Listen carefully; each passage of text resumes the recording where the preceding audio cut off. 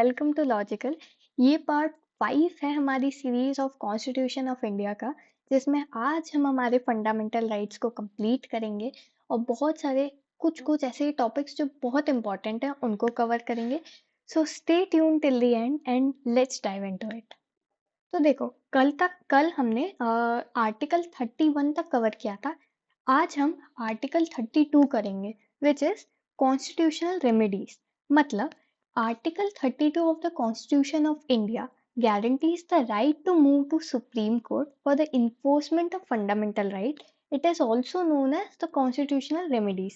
अब देखो, अगर तुम्हारे पास फंडामेंटल राइट है तो तुम्हारी मतलब ये भी तो तुम्हारे पास राइट होना चाहिए ना कि आप उसको इन्फोर्स करा सको। मतलब अगर तुम्हारे साथ कोई भी तुम्हारा राइट वायलेट होता है फंडामेंटल, जैसे राइट टू लाइफ, अब वायलेट हो गया, तुम्हें पता है कि ये गलत है, लेकिन इसके अगेंस्ट केस भी तो फाइल होगा। और उस चीज को इन्फोर्स कराने के लिए, उसके अगेंस्ट केस फाइल कराने के लिए हमारे पास है कॉन्स्टिट्यूशनल रेमेडीज का राइट। मतलब उस केस में हम एक रिट फाइल कर सकते हैं। रिट क्या होती है? Writ is a formal legal document that instructs or a person or entity to do or stop doing a specific action. मतलब ये एक लीगल डॉक्यूमेंट है जो एक पर्सन या एंटिटी को कोई स्पेसिफिक एक्शन से या तो करने के लिए बोलता है या तो उसे रोकने के लिए बोलता है। ठीक है, ये जो है ये कोर्ट्स या लीगल एंटिटीज या अथॉरिटीज इशू कर सकती है, like supreme court and high court. And ये यूके का कॉन्सेप्ट है। ठीक है, supreme court and high court ही कर सकते हैं। लोअर कोर्ट्स या डिस्ट्रिक्ट कोर्ट के पास ये पावर नहीं है कि वो रिट की जो पिटिशन है या उसको हियर कर सकते या फिर रिट को फाइल कर सकते हैं। ठीक है, आप टाइप्स ऑफ रिट्स, पहले एक बार ये स्लाइड देख लो। रिट्स 5 टाइप की होती है: habeas corpus, mandamus, prohibition, certiorari and quo warranto. ठीक है, अब इनका मीनिंग धीरे धीरे समझते हैं। Here first is habeas corpus. इसका असेंशियली मतलब होता है I want to see a human. क्योंकि ये सारे लैटिन टर्म्स है, इसलिए इसका इंग्लिश में translation I want to see a human. मतलब अगर किसी को रॉन्गफुली डिटेन करके रखा है या इम्प्रिजेंट करके रखा है, तो कोर्ट ये ऑर्डर कर सकती है कि आप उसको रिलीज करो। क्यों? If a person is detain unlawfully he can ask for the writ to be issue. ठीक है, मतलब कि जैसे आपके पास मजिस्ट्रेट के सामने प्रेजेंट होने का राइट है 24 आवर्स के विद इन। अगर वो चीज फुलफिल नहीं हो रही तो you can file a writ of habeas corpus. तो ये पहला रिट है। Then we have medamus. मतलब a writ of medamus is a court order that instruct public official or authority to perform their legal duty. मतलब किसी को कोई authority है, कोई वर्क है कि वो उस चीज को परफॉर्म करे, but still they are not doing so, तो उस केस में मेडमस का जो रेट है वो फाइल हो सकता है। इसका मतलब है वी कमांड। मतलब कोर्ट या अथॉरिटी ये ऑर्डर कर सकती है कि वो पब्लिक ऑफिशियल को कि वो अपना ड्यूटी निभाए। मतलब जैसे नगर पालिका है, उनकी कोई स्पेसिफिक ड्यूटी है, अगर वो चीज वो काम नहीं कर रहे, अगर वो अपनी जो ड्यूटी है वो फॉलो नहीं कर रहे या परफॉर्म नहीं कर रहे, तो आप ये रिट फाइल कर सकते हो। But it has to be a public official. मतलब आप प्राइवेट इंडिविजुअल या प्राइवेट एंटिटी के अगेंस्ट ये चीज फाइल नहीं कर सकते। Third is prohibition. It is a judicial order that prevents lower court from exceeding their jurisdiction. It's a preventive remedy that can be issued by higher court such as Supreme Court or High Court. अब देखो, एक particular court का एक jurisdiction होता है, जैसे lower court होते हैं या डिस्ट्रिक्ट कोर्ट होते हैं, उनका एक जुरिस्डिक्शन होता है, उनका एरिया ऑफ गवर्नेंस होता है कि वो उसी जगह के केस जो है वो सुन सकते हैं, उनको हैंडल कर सकते हैं। लेकिन अगर वो उनसे बाहर निकल के, उनके जुरिस्डिक्शन से बाहर निकल के कभी काम करते हैं, उसको तो ये जो हायर कोर्ट्स है, जैसे सुप्रीम कोर्ट हो गया, हाई कोर्ट हो गया, ये उनको स्टॉप कर सकते हैं कि आपके पास ये पावर नहीं है, एंड उसके लिए जुडिशियल ऑर्डर को इशू कर सकते हैं, जिसे प्रोहिबिशन कहते हैं। ठीक है, एक चीज और ध्यान रखना है, this is a preventive remedy. मतलब केस अभी फाइल ही हुआ है, अभी उसकी हियरिंग हुई, मतलब खत्म नहीं हुई है, या अभी हियरिंग स्टार्ट ही हुई है, तभी ये मेजर ले सकते हैं। बट वॉट इफ अगर केस सुन लिया हो पूरा एंड कोर्ट ने ऑर्डर कर दिया हो, तब हम फाइल करते हैं सर्श्योररी.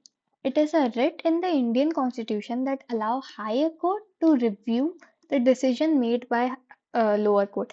मतलब ऑलरेडी डिसीजन ले लिया है, बट अब हायर कोर्ट को वो चीज रिव्यू करनी है कि ये चीज सही भी थी या नहीं. तो उसके लिए हम सर्श्योररी इशू करते हैं. ठीक है, मतलब हम तो नहीं करते, कोर्ट्स करते हैं. It needs to be inform or to be certified. एक last writ which is quo warranto. It is a writ.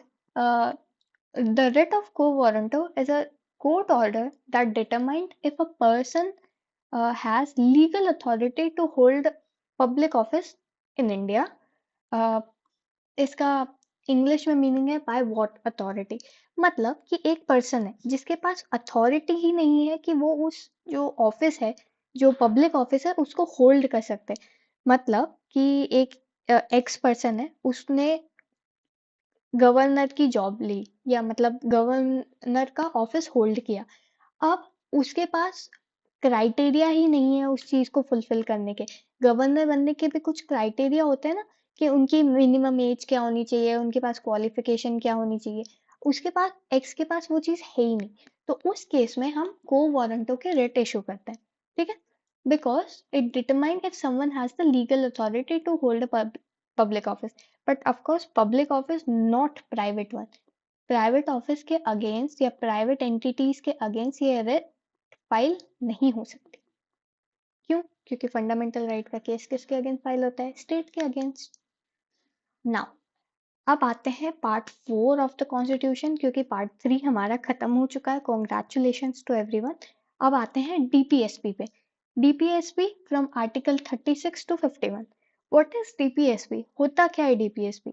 देखो, जब हमारा कॉन्स्टिट्यूशन बना था ना, तो देयर वर फ्यू फीचर्स जो हम हमारे कॉन्स्टिट्यूशन मेकर्स को पता था कि हमारे कॉन्स्टिट्यूशन में होने चाहिए.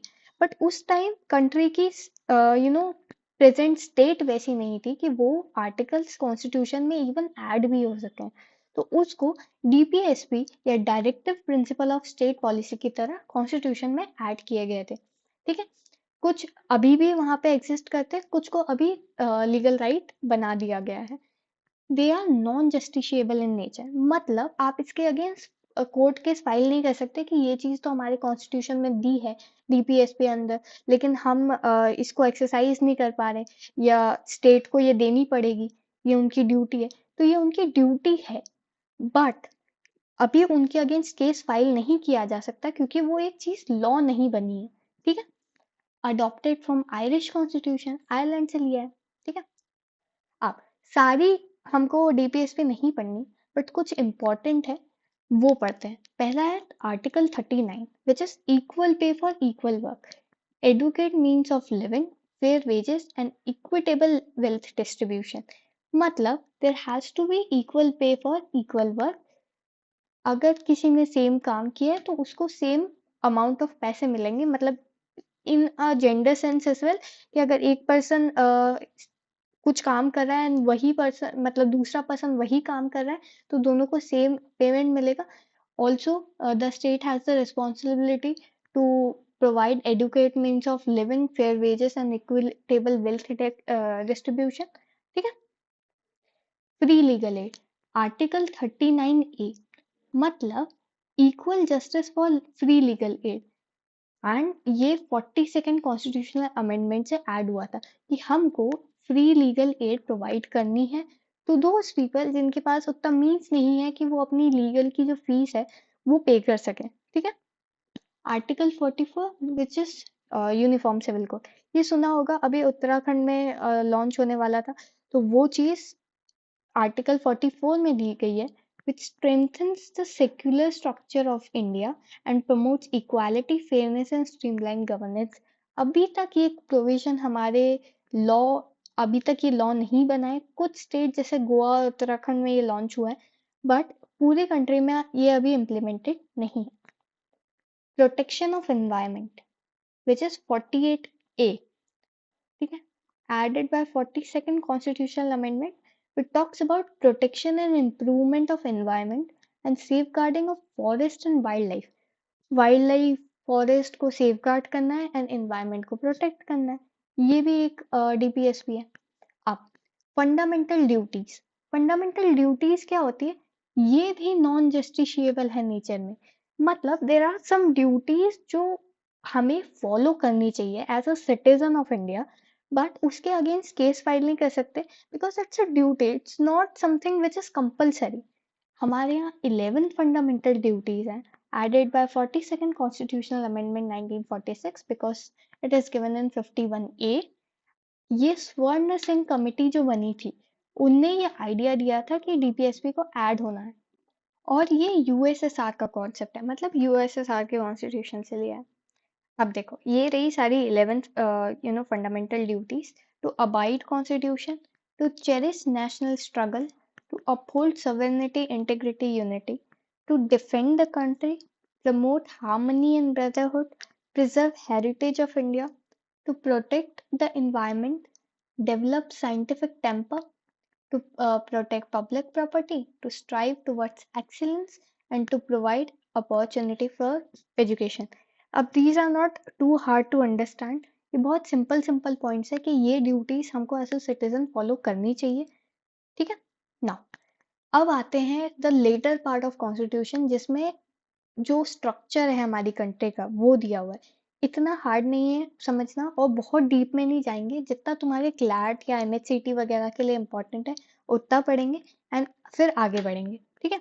Separation of power, of course the power is divided into legislative, executive and judiciary. Judiciary law को इंटरप्रेट करता है, एग्जीक्यूटिव एग्जीक्यूट करता है, लेजिस्लेटर लॉ बनाता है। डेमोक्रेसी, दो टाइप की डेमोक्रेसी है, पहले भी समझाए, एक प्रेसिडेंशियल, एक पार्लियामेंट्री। प्रेसिडेंशियल में जो पावर है वो रिजिड है, सेपरेशन ऑफ पावर जो है पार्लियामेंट्री में वो फ्लेक्सिबल है। हेड ऑफ स्टेट जो है वो प्रेसिडेंट होता है पार्लियामेंट्री में, और head of government PM. But यहाँ पे दोनों प्रेसिडेंट ही होते हैं। प्रेसिडेंट जो है वो प्रेसिडेंशियल में डायरेक्टली इलेक्टेड होता है, जबकि प्रेसिडेंट इनडायरेक्टली इलेक्टेड होता है पार्लियामेंट्री फॉर्म ऑफ गवर्नमेंट में। इसका एग्जांपल है यूएसए एंड इसका है इंडिया। अब ये चीज ध्यान रखना, ये मैंने एरो बना देती हूँ, ये पार्लियामेंट्री के फीचर्स है, जहाँ पे हेड ऑफ स्टेट जो है वो प्रेसिडेंट होता है, जो कि एक नॉमिनल हेड है, जिसको डे जोरे हेड भी बोलते हैं।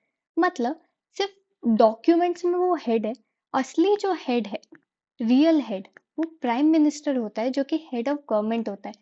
इसे de facto, by the fact of it, जो हेड है उसे वो प्राइम मिनिस्टर है हमारी कंट्री का, या फिर पार्लियामेंट्री फॉर्म ऑफ गवर्नमेंट का। लेजिस्लेटिव, यूनियन लेजिस्लेचर में दो पार्ट है, लोकसभा एंड राज्यसभा। अब लोकसभा, लोकसभा की जो मैक्सिमम स्ट्रेंथ है वो 552 है, जिसमें 530 स्टेट्स को दी गई है, 20 यूटी को एंड 2 एंग्लो इंडियंस को। ठीक है? लेकिन करंट स्टेट जो है, करंट जो स्ट्रेंथ है वो है 543, जिसमें 530 है स्टेट के पास एंड 13 है यूटी के पास, और ये प्रोविजन रिपील कर लिया गया है। टाइम पीरियड ऑफ लोकसभा, 5 साल की लोकसभा की एक सेशन होता है, सेशन नहीं एक्चुअली, टाइम पीरियड होता है। डायरेक्ट इलेक्शन होते हैं।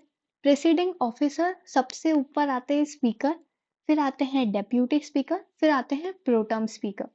एक बार कमेंट करो कि हमारा डेप्यूटी स्पीकर कौन है एंड प्रोटर्म स्पीकर कौन है अभी। ठीक है? फर्स्ट स्पीकर जीवी मालवंकर थे, एंड अभी प्रेजेंट में जो स्पीकर है लोकसभा के वो है ओम बिरला। ठीक है? अब आते हैं राज्यसभा पे। राज्यसभा की जो मैक्सिमम स्ट्रेंथ है वो 250 है, थ्री 238 स्टेट्स की एंड 12 यूटी की, जो कि नॉमिनेटेड है art, cultural, literature, science and social services पे। और करंट स्ट्रेंथ जो है वो 245 है, 233 स्टेट से एंड 12 यूटी से। ठीक है ना? इसका टाइम पीरियड 6 years का होता है, एंड इसके जो इलेक्शन होते हैं वो इनडायरेक्ट होते हैं। प्रिसाइडिंग ऑफिसर में सबसे ऊपर आते हैं चेयरमैन एंड आते हैं डेप्यूटी चेयरमैन। हमारे फर्स्ट चेयरमैन होगा ये। ठीक है? फर्स्ट चेयरमैन थे डॉक्टर राधाकृष्णन, एंड अभी जो प्रेजेंट में है वो है जगदीप धांकर जी, जो कि हमारे वाइस प्रेसिडेंट है ऑफ इंडिया के। For today's video, let's end our video here. This is the second last video in our series. एक वीडियो और आएगी तो उसको देख लेना, बाकी फिर उसके साथ हमारा कॉन्स्टिट्यूशन खत्म हो जाएगा।